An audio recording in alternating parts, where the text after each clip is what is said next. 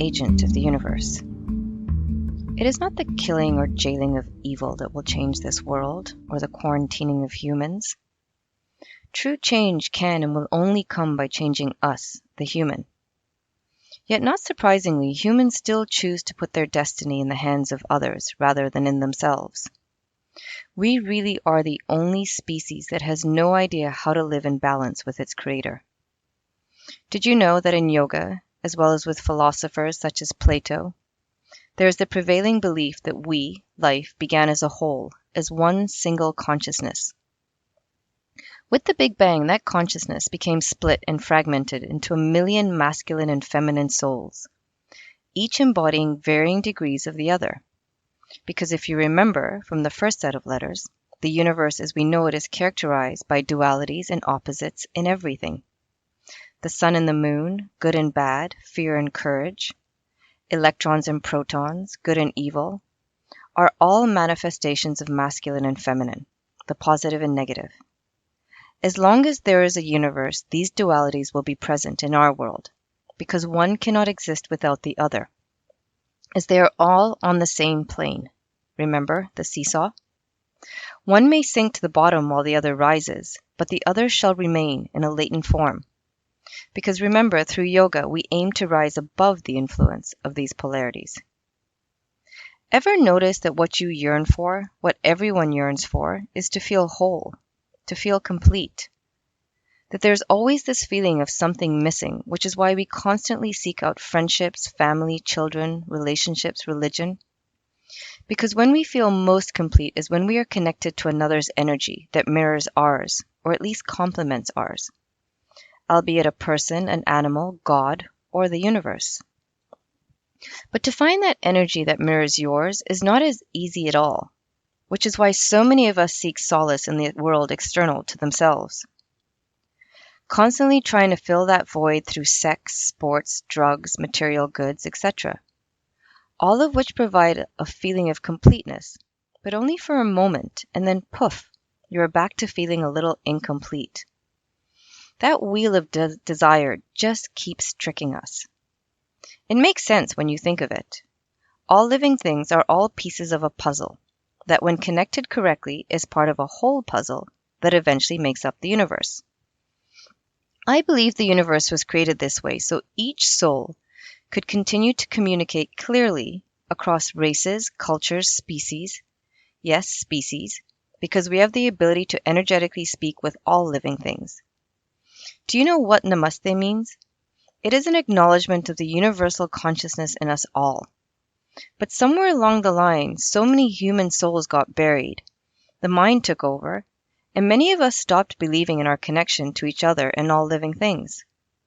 The human part of the puzzle shattered and left many of us feeling very disconnected. And it is within this void that yoga has its home, as it seeks to reconnect our souls to each other and eventually to the universal soul. Through meditation, we seek to reconnect directly without an intermediary. To understand that although our small personal world may seem chaotic, seen as a whole through the eyes of the universe, there is order and structure to the evolution of the planet and the universe. Our human behavior of greed and destruction is merely speeding up that evolution. This virus is part of the evolutionary process of seeking to constantly rebalance. While pratyahara is the process in which we begin to detach from our senses, dharana is the state in which we concentrate with our whole psychic being, our chitta, which is our subconscious mind, our essence, in which all impressions are stored, to channel it into the universality of being, meaning crossing over from the individual to the universal, where our consciousness merges with the universal consciousness. But remember, this can only be done when we are in a state of balance, when the mind and body are on the positive and sattvic side of the balance sheet. If we are engaged in any negativity, anxiety, anger, or discord, the mind will not be able to concentrate, as it is already in an entanglement with another situation which keeps needing its attention.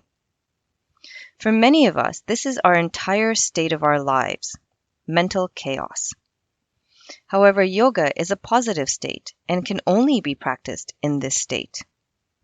I know, we are back to the chicken and its egg, because to get to the positive state, we must practice yoga. It is why I shall remind you once more that we start with the first 4 limbs of yoga, because although you may trick yourself into believing all is good in these 4 practices, you can't play that trickery with meditation. So each individual must find a way to disentangle themselves from desire, worry, and grief. This can only be done by self-analysis, because so many of our problems arise not from the external world, but from our own thinking. Remember, the world will not adjust to us. We must adjust to the world. Here's the thing about yoga. You have to be honest with it for it to work. Because when you choose to truly follow yoga, your entire being merges with yoga, not just an aspect of your personality. Now, this does not mean you don a bedsheet, grow your hair, live in a cave, or forego laughter, joy, fun, and adventure. One of the ways you can bring your mind into balance in order to engage in concentration is by engaging in the plane of emotions we spoke of in my earlier letters. So if you are angry, focus your attention on peace and calmness, as by doing so you draw energy away from anger and towards calmness. By constantly and gently shifting your focus to higher elevated thoughts and emotions, you slowly will change your samskaras, impressions, that so strongly guide and influence us, so that you may move to a state of balance in which you can engage in proper meditation. I will get back to this in a moment, but I want to speak a little more about samskaras, those impressions, grooves in the record of our mind that sit in us through reincarnations until we remove them.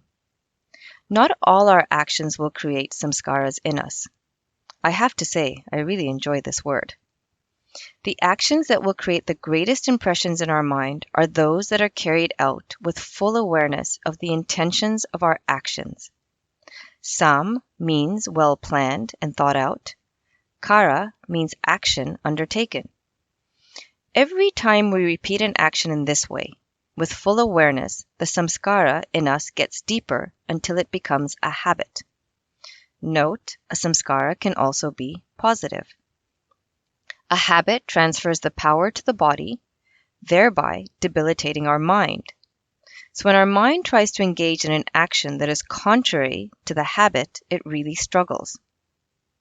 When that habit is so ingrained that it alters our chemistry, for example, the production of certain neurotransmitters, it skips from the box of habit to addiction. Even positive samskaras can become addiction that enhance our life. At some point, these habits are so ingrained in us that we have no recollection of where they started. It is only with introspection and awareness that we can begin to dismantle negative samskaras and be aware of our positive samskaras. Where does your mind go after you engage in a certain behavior? What are the reactions you engage in most? What are the behaviors you most often do without thinking at all? All these observations tell you about yourself and your influencers. The strength of impressions, samskaras, are so strong that they influence our personality and the glasses we wear through which we perceive the world. At some point, we truly become slaves to all of our past samskaras that become the force of our destiny. So you see, at some point, somewhere in your existence, which came about at the time of creation of the universe, because remember, since that time, there has not been more energy or less, just reincarnated energy, you defined your destiny through your own actions. And because we can, through yoga, dismantle bad samskaras and build on positive ones, we then have the ability to alter our destiny. You see? Magic. It is what I've been calling the planting and watering of positive seeds in our mind that eventually kill off negative impressions and at the same time give rise to new positive impressions and strengthen existing ones at the same time. And this, my beautiful friends, is how yamas and niyamas work. By practicing them in every action, spoken word, emotion, we ensure that the intention behind all we do and say is always pure, positive, and honest, thereby ensuring the recording of positive samskaras, which in turn benefit all layers of our being, upgrade our energy, turn our reality into one filled with joy, bliss, gratitude, and love, and finally bringing us to a point where concentration and meditation is not a constant battle being waged within us, because we have slowly decreased the number of negative desires, impressions, and emotions that otherwise seek to pull our mind away from concentrating on the universe and leave our lives looking like one large roundabout of suffering. But fear not. We do not start this art of concentration by leaping straight into the universe. The best way to start concentration is with the external.